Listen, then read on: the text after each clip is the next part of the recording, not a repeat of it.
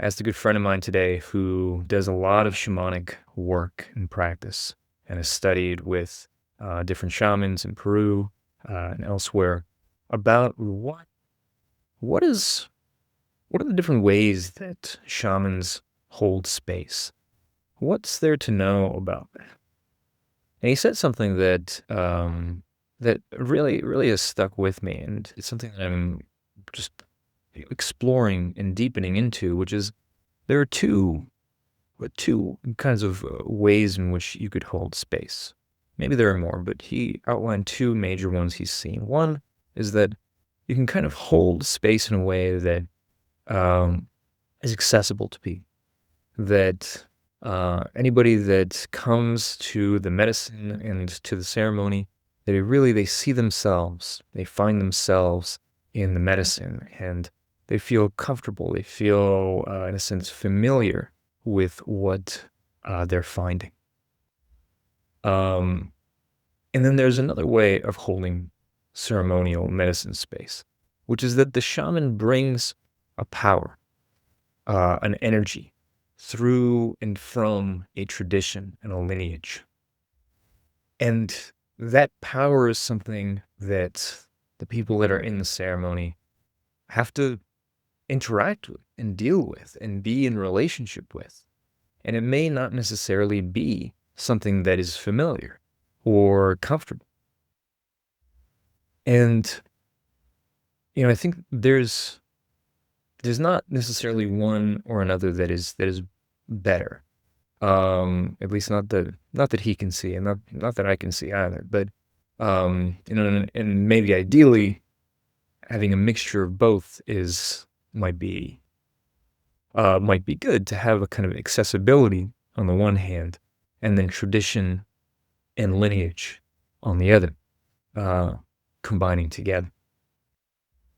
But what I think of here is, on this side, it's kind of like the psychological establishment. It's kind of the way that psychedelics are being brought into psychological spaces, and there really isn't much tradition there. There isn't really much rootedness there.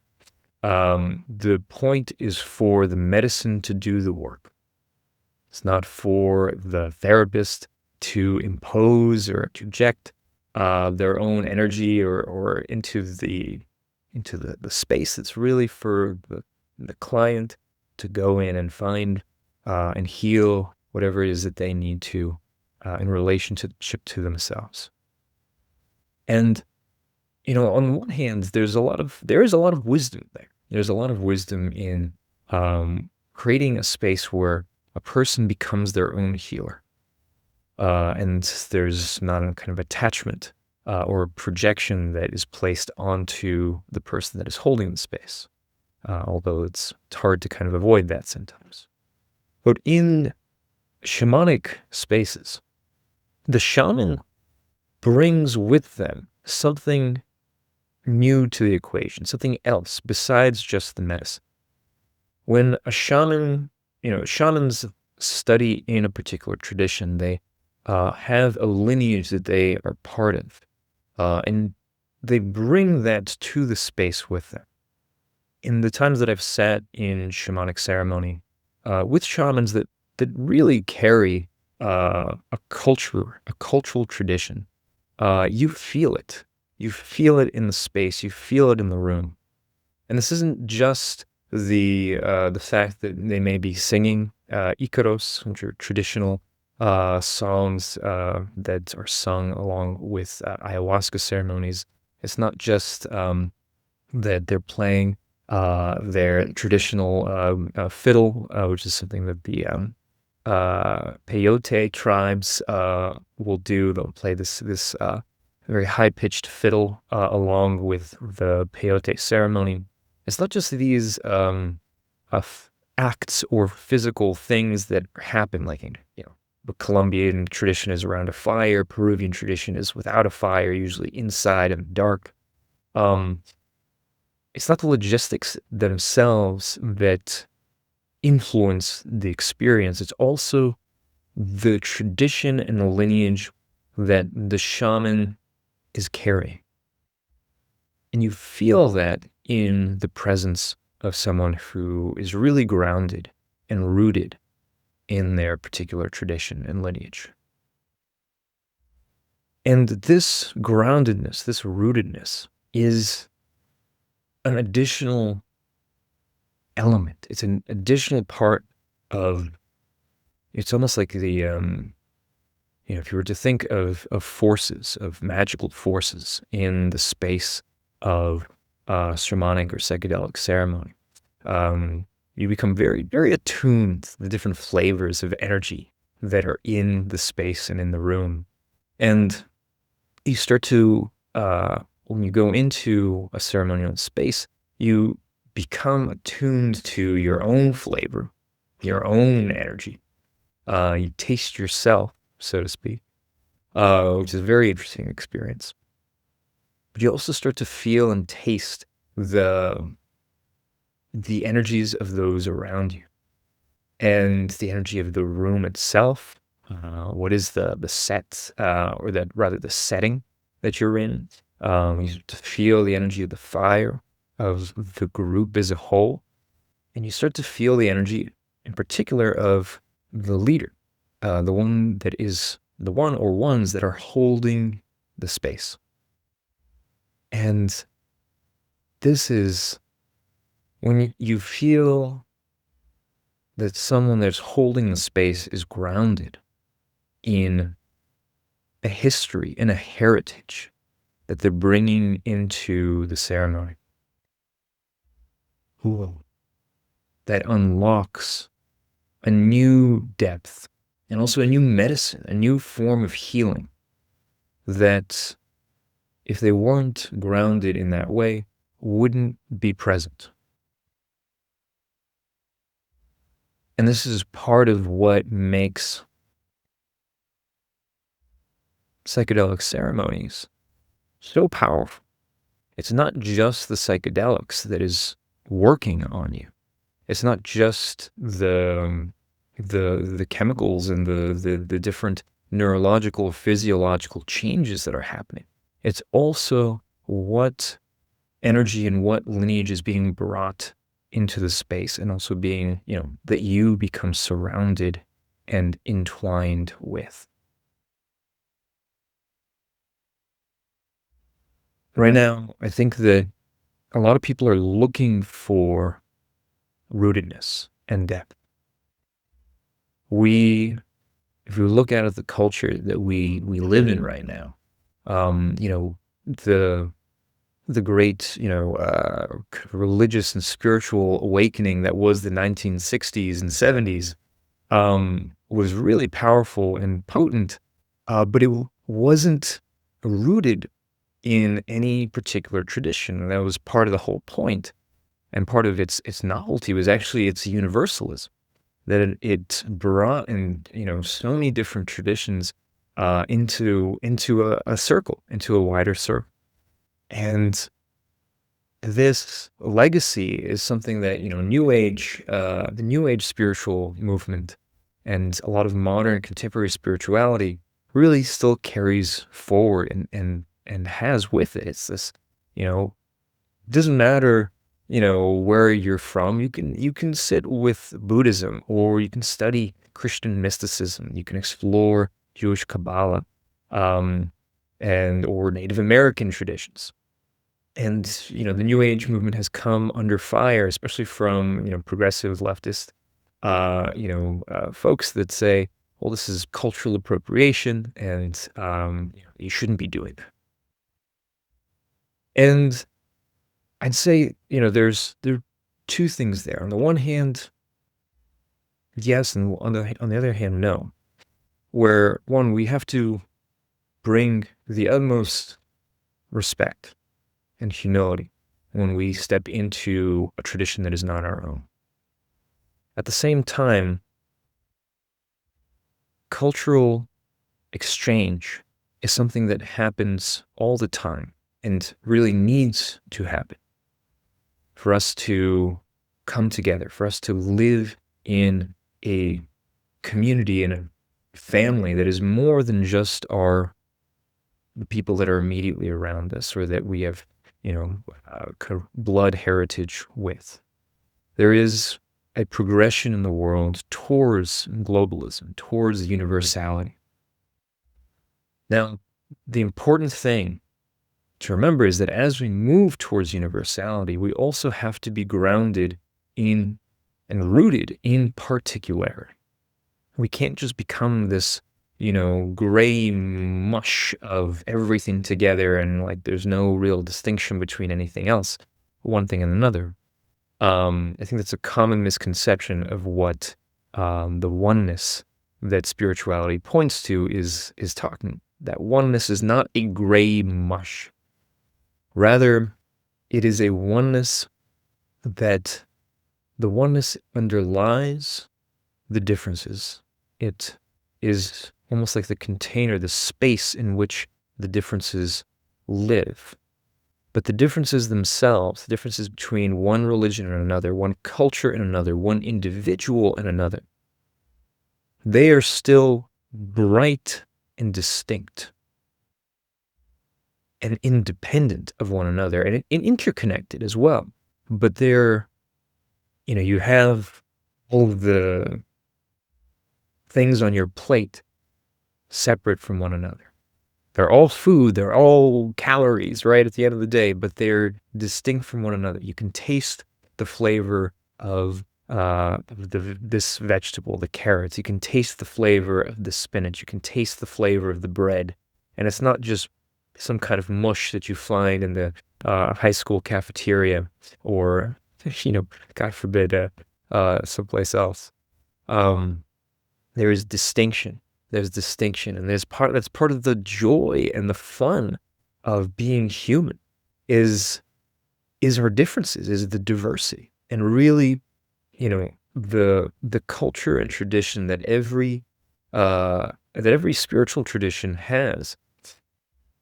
We need to learn how to respect and honor that, learn from it, and even become steeped in it, so that when we come to the circle, the wider circle, we're not just bringing gray mush that is the same as everyone else's. Really, we're bringing something that is distinct, flavorful, unique, and it's not at odds with the differences of what everyone else is bringing in the circle. Rather, what the real, important lesson of the spiritual awakening of the 60s was, I believe, is that underneath and underlying all of these distinct, diverse traditions, there is a wider universality, a wider oneness. But like one of my favorite teachers, Adyashanti, says, we cannot get lost in the absolute. We cannot get lost in that greater formless oneness. We have to be in touch with it, aware of it, really connected with it at the same time as being grounded, standing firmly in who and what we are and our uniqueness. So it's uniqueness and universality.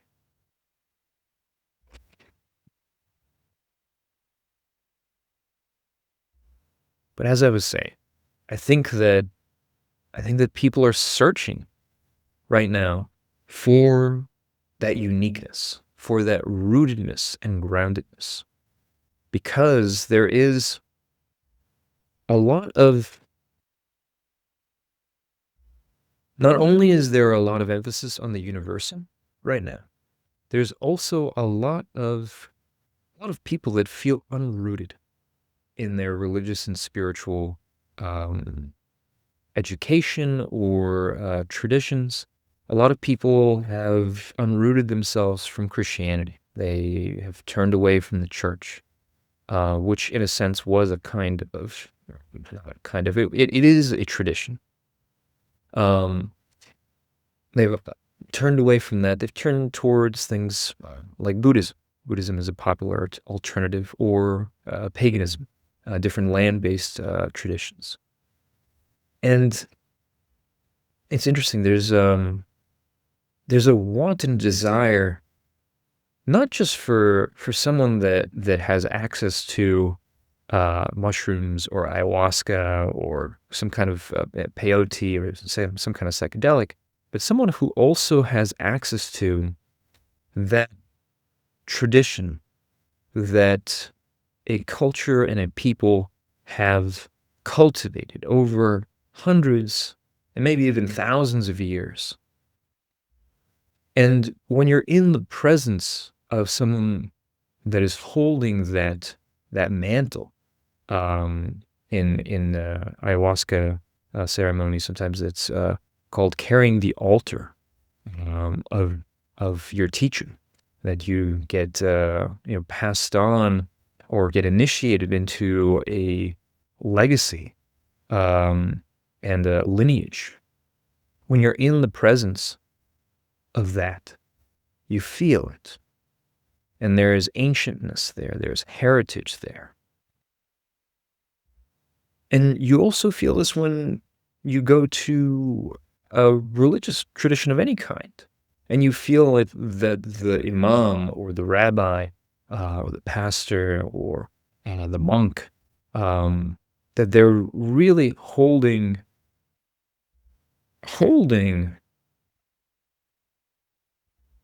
in their body, in their voice, in their way of being, something that is authentic.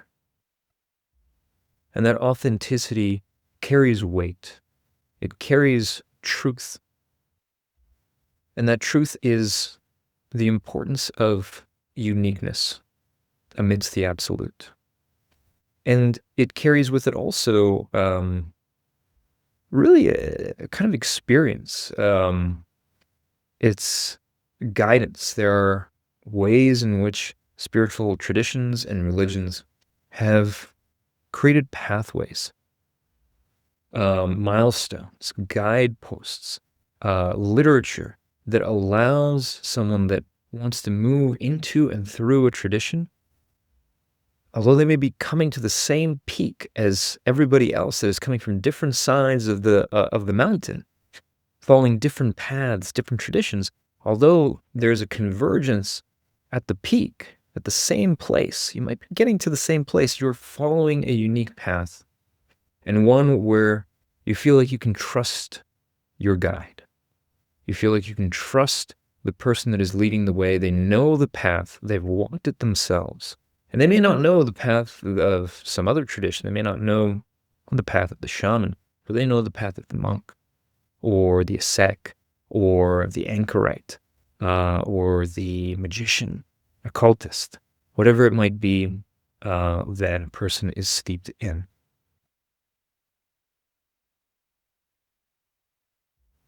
So something that I think is really important to sit with and ask ourselves. This is something that I myself am deepening into as well, is what is the tradition that you carry? What is the lineage that you stand in? Because if you are holding space, whether it's shamanic space, psychedelic space, or even just healing space of any kind, knowing who stands behind you can give a gravitas and a weight and a power to your being and your presence that is felt and resonates and emanates out from you. Who stands behind you?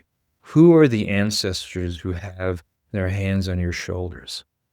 What is the ground on which you stand? What earth and what land have you come from? What earth and what land speaks to you? Where have you sweat? Where have you shed blood? This kind of rootedness, this kind of um, seasoning that you carry in your body, in your muscles, in your bones, in your consciousness. This is something that will be felt as you step into healing spaces. And it is a real resource to draw up. I think that this is really when the left and progressive, progressive ideology speaks about culture and diversity, yes, well and good, but really understanding the deeper layers of of culture, of heritage, and how it shows up in a space. Ironically, I think a lot of people on, particularly in the left, and not just in the left, but there's a hunger for that because there's also a lack of that. We're searching for it, especially in America, because this is a place where we have come really in the last few hundred years, some of us much more recently. And we're not connected to the land here like indigenous traditions, indigenous peoples and nations are. We're not from this place.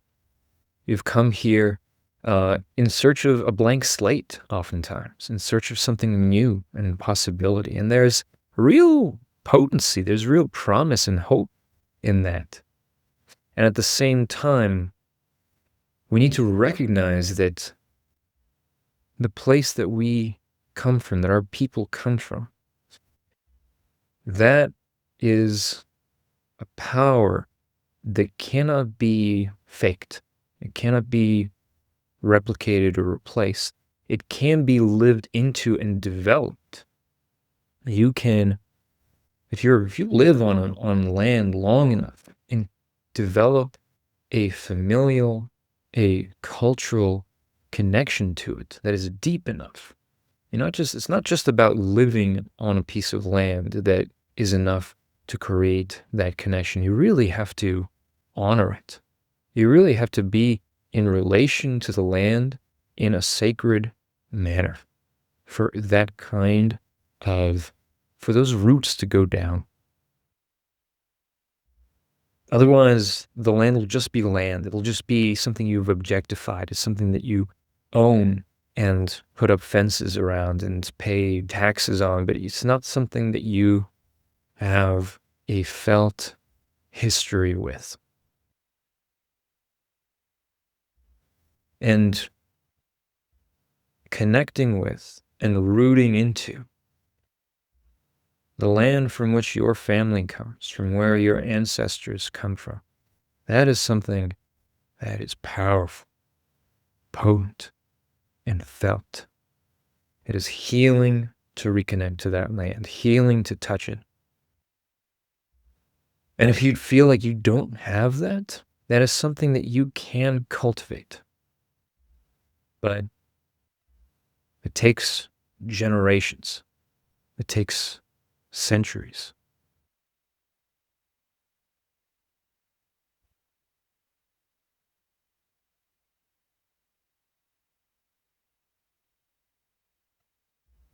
I hope that this reflection has been helpful.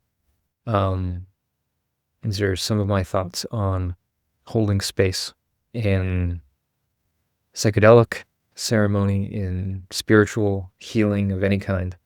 If this is something you've found useful, give it a like, subscribe to my channel. And if you feel a resonance here, if you like a healing space held for you to explore some of your own heritage, your own spiritual connection to your ancestors, or to maybe just that universal oneness that I was talking about. There's a link in the description for a free 30-minute consult. Would love to meet you, would love to speak with you, and look forward to seeing you in the next video.